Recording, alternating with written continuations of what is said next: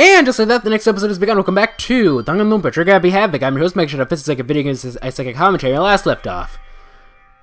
We're having a very dramatic scene here. 2 people have been murdered. And we're trying to figure out who the culprit is. Well, actually, right now we're just sort of lamenting over the dead bodies, but, you know. But this wasn't a movie.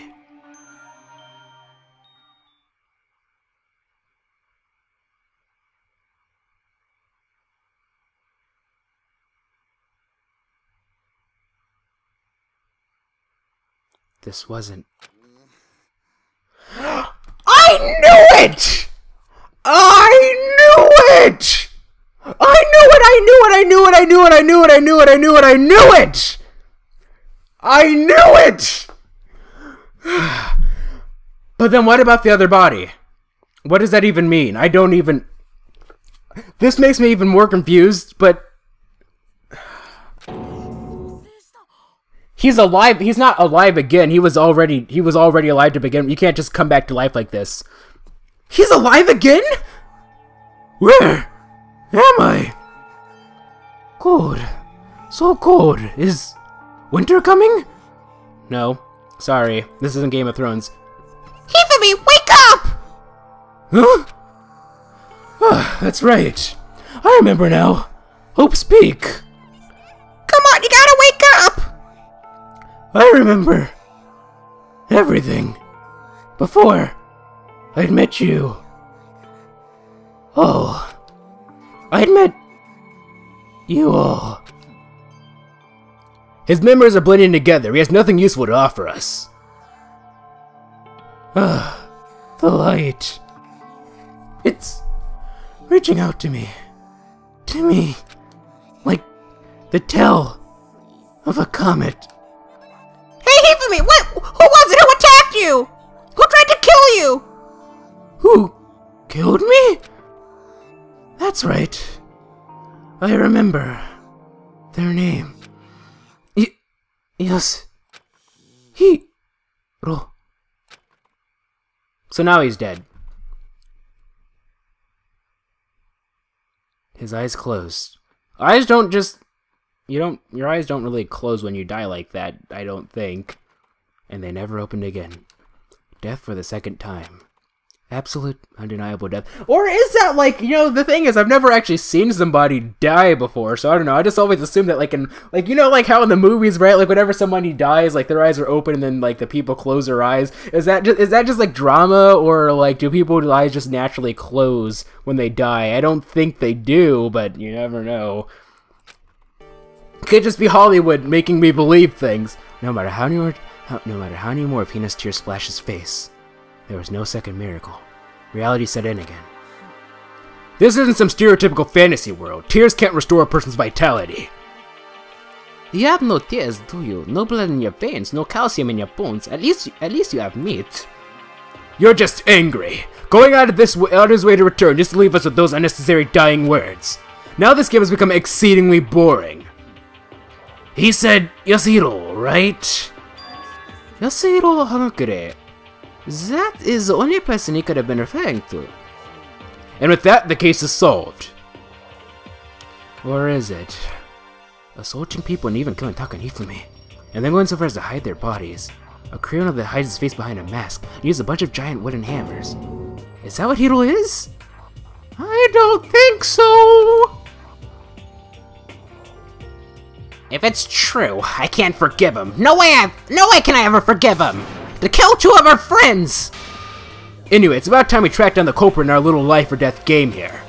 Although, this time it's not all that life or death. The trial will conclude without much trouble.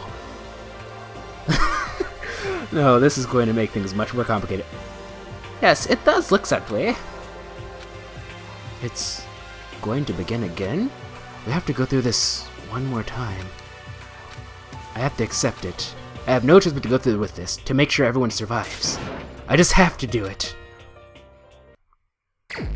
Investigate! Now it's time to investigate, ladies and gentlemen. First, I better check the Monokuma file. The victims were Hifumi Yamada and Kyotaka Ishimaru. The cause of death for each was a blow to the head. It is thought that they were both killed with a similar weapon. That's it? Yeah, it's pretty strange. We got way less information this time than before. That is no problem. After all, the events of this case are put before our very eyes. We should know more about what happens in the Monokuma file, anyway. Maybe. There's something else that's bothering me. Someone else has been missing for quite a while. Are you talking about Kyoko? Without a doubt, she has an alibi for when Celeste and Hifumi were attacked. But what if the killer wasn't acting alone? What if they had an accomplice? An accomplice? An accomplice? What are you doing yet? I ask that every time. Don't be rude! I'm here to answer your question! What question? Are you stupid? You're talking about accomplices, right? I'm pretty sure I explained it before, didn't I? During the first class trial! Speaking of which, I'd like to ask to the bear, if there is an accomplice, do they also become blackened? So you asked and so I shall answer. Each one is allowed to have an accomplice, only the one who does the killing will get to graduate. So in other words, two people can work together, but one of them has no chance of profiting from it. Excusez-moi. Then there's no way to work together, right? So basically, you can be an accomplice if you want, but there's no gratification in it. So you're saying nobody worked together this time either? Sorry, can't answer that. It would obstruct the free exchange of information between you guys. I just want to make sure you don't forget, no matter how much you might assist in a murder. Only one black can graduate, an accomplice gets nothing. Then we only need to figure out who the one blackened is that did the killing, right? Just like normal. Okay, let me take this opportunity to clarify the whole shebang. In this class trial, what you need to determine is the one true blackened who devised the murder plot and put it into action. The true blackened? So just one person? That's enough for explainifying. Now it's down to the final battle between all of you and the blackened. Good luck to all the contestants. So there can only be one blackened. An accomplice wouldn't benefit. You don't think Celeste is the accomplice, do you? Then I can't see why Kyoko would be connected to this case after all. You may be right. If that's true, then Kyoko, where are you? As long as she's not connected to the case, it doesn't matter. Let's get back to the investigation. I have absolutely no doubts that Iro is responsible. But if she was an accomplice, why would she... But for the time being, I suppose it can't act as perceived as information. But if she was the... You know, don't you think we should consider a certain someone a suspect just in case? I'm talking about the murderous fiend, Genocide Jack! Jill! Genocide Jill! These characters never learn, do they, ladies and gentlemen? What? I'm offended! When did you... I've been looking all over for you, Master. When I woke up, you were nowhere to be found. Anyway, you there, milk sack swimmer girl. Milk sack? Why do I gotta be a suspect? Well, I mean, you are a serial killer, but she murders the exact same way every time, so there's no way that it's her. So what, I'm like a special guest suspect every time? I have an alibi, you know. She's right about that. When we heard Hifumi scream, she was with me. And when the body disappeared, she was still lying unconscious in the equipment room. Plus, Taka's body aside, I can't imagine any way she would have been able to move Hifumi's body. Besides, I calculate every move I make. I'm not gonna kill someone when everyone knows what I look like. They don't call me the murderous fiend for nothing. That's not the kind of thing you should be bragging about. On another topic, should we post a guard by the bodies like before? We can't have them disappearing again. Hina and I can handle that. You don't mind, do you, Hina? Sure, I'd be totally useless in the investigation anyway. Then that's that. Let's begin. And I'm not working with you this time, Makoto. Right? This whole thing is so strange. All but one of us is an alibi, so figuring out who did it should be obvious, right? But maybe it's just me, but I don't think it's going to be as straightforward as it seems. Alright, Monokuma File 3 has been added to the truthful section of Handbook, and I just realized I have not saved this entire recording session. System, save, over slot 4. Please? Alright, first and foremost, I read them away. Let's go ahead and have a talk with everybody here. Togami? Byakuya, do you think Hiro really did it? I don't see how anyone could think otherwise. When the attacks and murders and disappearance all happened, every one of us had an alibi. And the last thing Hifumi said when he died. Yeah, he said Hiro's name. Then there is no one to suspect anyone else. Unless he was just the accomplice? I don't know. Okay, but if he did do it, why would he hide his identity with that weird costume? Maybe he thought that no matter what happened, he'd be safe as long as his face was covered. Because he's the fool of the century, you see. I mean, he is kind of dumb. But do you really think that's enough to explain it? I thought there's a clue hiding in there somewhere. Is that it? That's all that bothers you about the case? Well, no, there are a few other things. Like, why did the killer try to hide the bodies? They probably figured that if we couldn't find the bodies, we couldn't complete our investigation. But if that's the case, we found the bodies pretty easily, didn't we? Again, it comes back to the fact that the culprit was a moron. Is that really all there is to it? The other thing that bothers me is, why did they bother killing 2 people? What? Because all the rule says if you can kill someone and get away with it, you graduate, right? So if you're the killer, your #1 priority is not getting caught. But killing 2 people means more clues, more chances you'll get found out. Hold on. Perhaps... I see. So that's what that means. Is everything okay? Don't talk to me as if we're friends. What's with that attitude? But you have my appreciation. Thanks to you, I have some fun with this after all. His mysterious words hung in the air as if he left the repository. He talked as if he'd figured something out. But if he did, would it have killed him to tell what it was? No, because that would have been that would have made the already easy court case even easier, I suppose. Hey, Makoto, I've been thinking about something. It's about the repository. Huh? What is it? After Hifumi and Taka's body disappeared, we split up to look around, right? I was really scared, so me and Sakura stuck together. And we came right to the repository to, you know, look around. But when we got here, the repository was locked. We couldn't get inside. And I noticed that too. It was locked? And we came here as soon as the search started, so there's no way someone could have beat us here. So if that's true, then who locked it, and why is it unlocked now? What if Alter Ego is a murderer? Like, how freaking stupid would that be? Like, that'd be freaking ridiculous, ladies and gentlemen. Like, oh my god, I was just thinking, did Alter Ego somehow manage to link its way to, like, the mainframe and figure out, like, what if, like, the locks could be, like, locked electronically or something? That'd be kind of weird. I mean, I wouldn't put it past the game, but still.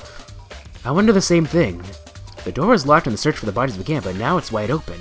There might be some secret lurking in there, but I'll probably have to leave this area to figure it out. You're not going to add that to your truth bullets? Alright. Next is Sakura. There are many aspects to the incident this time. Too many, to be honest. Considering that it may be good to look back on everything that's happened. Would you like my help? Not yet. Not yet. Let's look at the bodies first. Hifumi's big cold body is laying on the floor. His really big body. I mean, how on earth was the killer able to move someone so big? From the nurse's office where he was discovered to here at the repository. All the way from the first floor to the third, and all without anyone noticing it. My guess is because Yamada actually moved on his own, like I thought. How the hell? It's no good, I just don't get it. I can think about it later. For now, I have to finish investigating Hifumi himself. What if Genocide Joe was the murderer? If I remember correctly, Hifumi's fatal injury was also a blow to the head. Probably from Justice Hammer 3, which is laying on the floor in the nurse's office. Huh? Wait. Something's off about this body. Why am I getting this feeling? Something's different. Something about Hifumi's body in the nurse's office versus his body right now.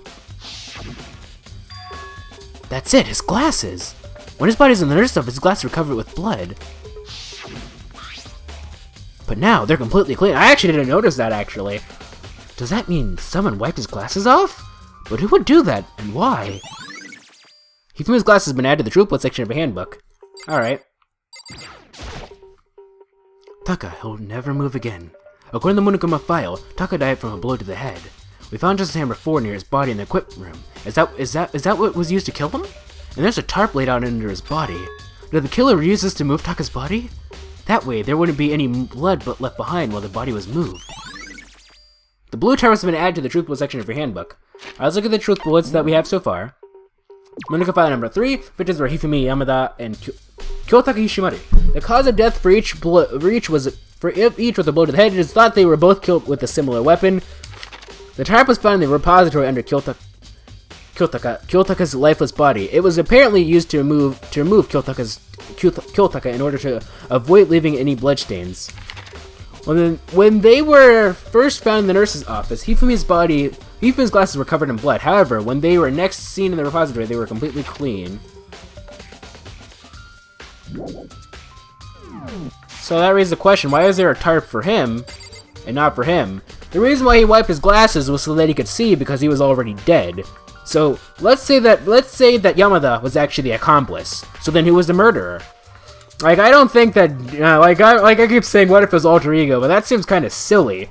But, like, you never know, what if Alter Ego was able to control those stupid robot things, but, like, why would Alter Ego kill somebody? And even if they did, like, would they get executed? Like, how would she get executed? Like, would she just, like, be turned off? Like, would they just remove the battery? Like, I don't know. Let's go ahead and suck it up. There are many answers. Yes, please. Yeah, let's look back on things. This morning, only 4 of us met up at the dining hall. Hina, Kyoko, you, and myself. We waited for the others, but nobody showed up, so we decided to go look for them. It was around 8 o'clock when we began our search. Soon after we split up, Kyoko disappeared. After that, Hina found Celeste in the rec room. On the 3rd floor, they then quickly came and got you and me. According to Celeste, she was attacked by a suspicious individual and lay unconscious for about an hour. In other words, she was attacked by an hour before we found her, meaning just after 7 o'clock. But that's the thing that I don't understand. That's what I don't understand about this whole thing. She was attacked and knocked unconscious, right? Yet somehow she managed to take a picture. That's been bothering me this whole time. Like, if we go back, she was attacked by suspicion and lay unconscious for about it. How did she take the picture? I just don't understand that. Maybe she just didn't fall unconscious immediately, meaning just after 7 o'clock. Based on the pictures Celeste took, we discovered her attacker was just in a strange costume. It was Robo-Justice. It also became clear that this Robo-Justice had dragged Hifumi away. After meeting up with Toko and Byakuya, we began searching for the costume assailant. We found an injured Hifumi in the library on the 2nd floor. We took him down to the nurse's office on the 1st floor, then resumed our search. But not long after leaving the nurse's office. What's wrong? I saw a shadow, something moving around at the top of the stairs. Based on Celeste's claims, we went back up to the 2nd floor where we split up and began searching. Then, right after that, Celeste screamed. This time she had apparently seen the suspect on the 3rd floor. Hearing her scream, we quickly made our way to the 3rd floor. Celeste, what's wrong? That was a rather intense scream for someone like you. I saw him, the strange costume man. He ran up as soon as I screamed.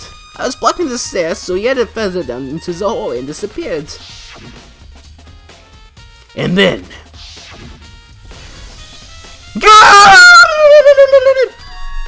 Huh? What was that? That came from downstairs. It must have been... Hifumi, he's in the nurse's office. This is back. Come on, we have to go back. At that point, we decided to split up into 2 groups. Celeste, Hina, and I went back to the nurse's office. Meanwhile, you, Byakuya, and Toko pursued the suspect up on the 3rd floor. Question: Who exactly was the person? Was Asahina the one who decided to go to the bathroom, or was Celeste? Or like, was Celeste like, we should both go to the bathroom? If it was Celeste, that's making her even more suspicious. Which is, and when we got back to the nurse's office, we found Hifumi's corpse, which is also when you hear the body discovery announcement play. I left Celeste and Hina alone and headed back to the 3rd floor to tell the others what had happened. But at the same time, we discovered Taka's body in the equipment room, which means Hifumi and Taka's body were discovered right around the same time. Because I remember hearing the body discovery announcement play right after finding... Because I remember the body discovery announcement play right after finding Taka. And that's when I showed up and told you and Byakuya that Hifumi had been killed, right? Then you, me, and Byakuya all headed back to the nurse's office, leaving behind Toko, who had fainted. But as soon as we left the physics lab, we ran into Celeste, who had just arrived to tell us something very unusual. Hifumi's body has disappeared. We hurried back to the nurse's office to discover that his corpse was, in fact, gone. By the way, I could pause you guys in the next episode.